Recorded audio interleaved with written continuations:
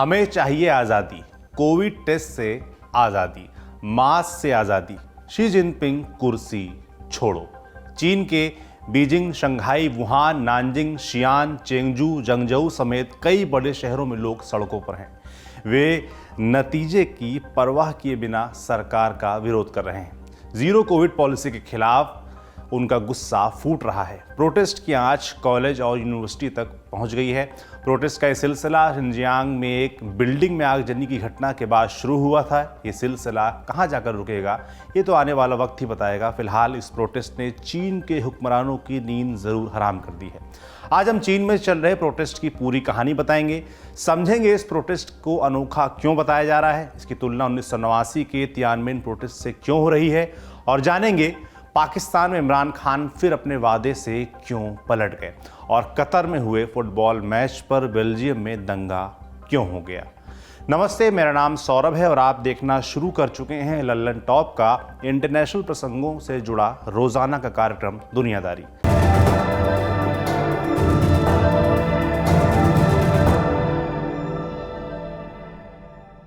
पहले बात चीन में चल रहे प्रोटेस्ट की। चीन के पश्चिमी हिस्से में एक प्रांत है शिनजियांग। आपने शिनजियांग का नाम उइगर मुस्लिमों के नरसंहार के लिए सुना होगा। चीनी सरकार पर इस इलाके में सुधार गृह के नाम पर उइगरों का दमन करने के आरोप लगते हैं। हम दुनियादारी में इसके बारे में पहले भी बता चुके हैं। वीडियो का लिंक आपको डिस्क्रिप्शन में मिल जाएगा। आज हमारा फोकस हालिया कोविड प्रोटेस्ट पर रहेगा। इसकी चिंगारी 24 नवंबर को भड़की थी। उस रोज क्या हुआ था? 24 नवंबर की रात शिनजियांग की राजधानी उरुमची की एक इमारत में आग लगी। आग 15वीं मंजिल पर लगी थी, धीरे धीरे बिल्डिंग के बाकी हिस्से में फैल गई। इसे बुझाने में 3 घंटे का समय लग गया। बैरिकेडिंग के कारण दमकल की गाड़ियों को इमारत के पास नहीं ले जा सका। और जब तक आग बुझ पाती तब तक 10 लोगों की मौत हो चुकी थी, जबकि 9 लोग घायल हुए थे। स्थानीय अधिकारियों और सरकारी मीडिया ने बताया कि आग एक्सटेंशन सॉकेट में शॉर्ट सर्किट की वजह से लगी थी। उन्होंने इस आगजनी को एक सामान्य घटना बताकर पल्ला झाड़ लिया था, लेकिन ये मामला इतना आसान था नहीं। स्थानीय जनता इसे आसानी से छोड़ने के लिए तैयार नहीं थी। चीनी सोशल मीडिया पर निष्पक्ष जांच की मांग होने लगी। लोगों ने यह भी लिखा कि कोविड प्रोटोकॉल्स की वजह से फायर फाइटर्स को पहुंचने में और आग बुझाने में देर हुई, इसके कारण नुकसान बढ़ा। बीबीसी की रिपोर्ट के अनुसार चीन में आगजनी से जुड़े टॉपिक को 80 करोड़ से अधिक बार देखा गया। लोग ये जानना चाह रहे थे कि बिल्डिंग में सेफ एग्जिट की सुविधा है भी या नहीं। शिनजियांग में 7 अगस्त से कोविड लॉकडाउन लगा हुआ है।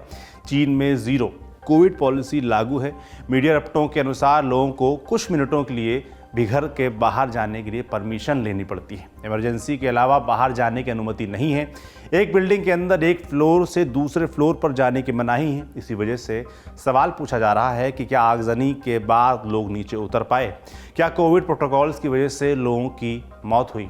लोगों का गुस्सा सोशल मीडिया तक ही सीमित नहीं रहा। उरुमची में सड़क पर भी नारेबाजी हुई। लोग पुलिस वालों से भी उलझे। इसके वीडियोस भी चीनी सोशल मीडिया पर वायरल हुए। 26 नवंबर को प्रोटेस्ट उरुमची से बाहर निकला। शंघाई और बीजिंग में भी लोगों ने सरकार के खिलाफ प्रदर्शन किया। शंघाई में शी जिनपिंग मुर्दाबाद और कम्युनिस्ट पार्टी मुर्दाबाद के नारे लगे। चीन में छिटपुट विरोध प्रदर्शनों का लंबा इतिहास रहा है, लेकिन सीधे राष्ट्रपति और कम्युनिस्ट पार्टी पर निशाना साधने की मिसाल कम ही मिलती है। बीजिंग और शंघाई जैसे शहरों में अगर ऐसा हो रहा है तो ये बड़ी बात है। वुहान में प्रदर्शनकारियों ने बैरिकेड्स हटाए और आसपास की दुकानों में भी तोड़फोड़ की। यही हाल कुछ और बड़े शहरों में भी देखने को मिला है। चीनी सरकार ने अभी तक शांति बरकरार रखी है। बीजिंग में कुछ प्रदर्शनकारियों को हिरासत में लिया गया, लेकिन बाकी जगहों पर प्रदर्शन को रोकने की कोशिश नहीं की गई। अभी के लिए सरकार का फोकस इंटरनेट पर है।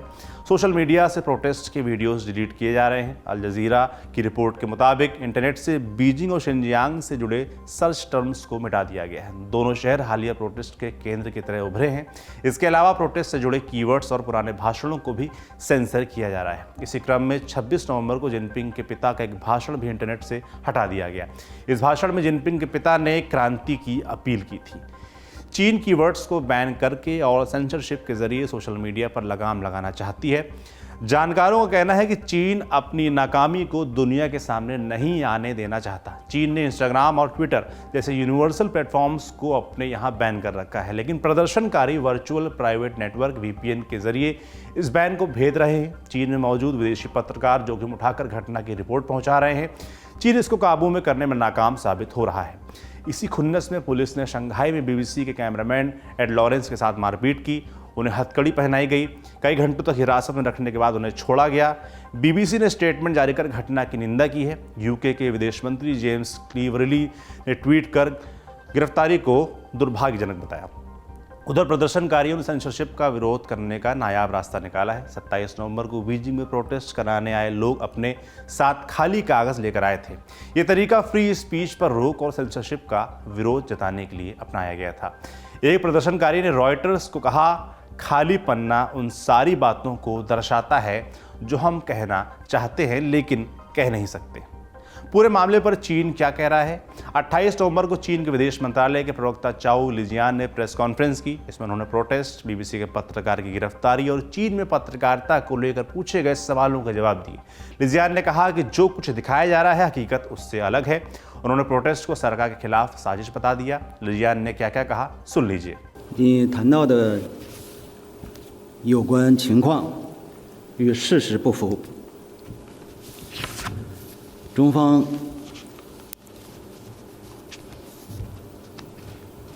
一贯根据动态清零的总方针，根据现实的情况，一直在进行有关的调整。我们看到了 BBC 就有关的情况发表了声明。据了解 ，BBC 有关声明与事实不符。根据向上海有关部门了解的情况，有关记者当时未表明记者身份，未主动出示外国记者证。事发时，当地执法人员对现场人员进行劝离，在相关人员拒不配合的情况下，将其带离现场。中方一贯欢迎外国记者依法依规在华采访报道，并为此提供了大量协助和便利。与此同时，外国记者在华采访报道期间，应该自觉遵守中国法律法规。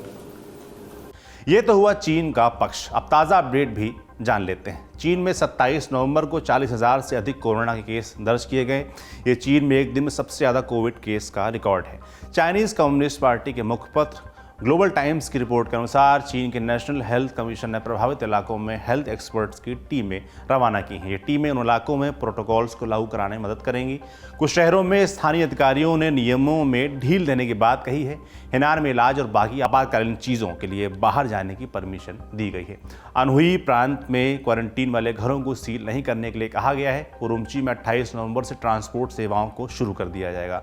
ग्लोबल टाइम्स ने अपनी रिपोर्ट में एक्सपर्ट के हवाले से लिखा है, पिछले 2 बरस की तुलना में चीन वायरस के खिलाफ ज़्यादा मुश्किल लड़ाई का सामना कर रहा है। पहले के कोरोना विस्फोट बाहर से आए मामलों की वजह से हो रहे थे, लेकिन अब की बार का कोरोना विस्फोट स्थानीय संक्रमण के कारण हुआ है। इससे निपटने के लिए मास वैक्सीनेशन की रफ्तार बढ़ाने और संवेदनशील लोगों को सुरक्षित रखने की ज़रूरत है। एक्सपर्ट ने यह भी कहा है कि चीन को आपात स्थिति के लिए तैयार रहना चाहिए। इससे ये साफ समझ में आता है कि हाल फिलहाल में चीन से कोरोना लॉकडाउन का अंत नहीं होने वाला है, यानी सख्ती जारी रहेगी। चीन सरकार जीरो कोविड पॉलिसी से पीछे नहीं हटेगी। इसका मतलब ये है कि वो प्रोटेस्ट को किसी भी कीमत पर आगे नहीं बढ़ने देगी और इसे कुचलने के लिए हर ज़रूरी कदम उठाए जाएंगे।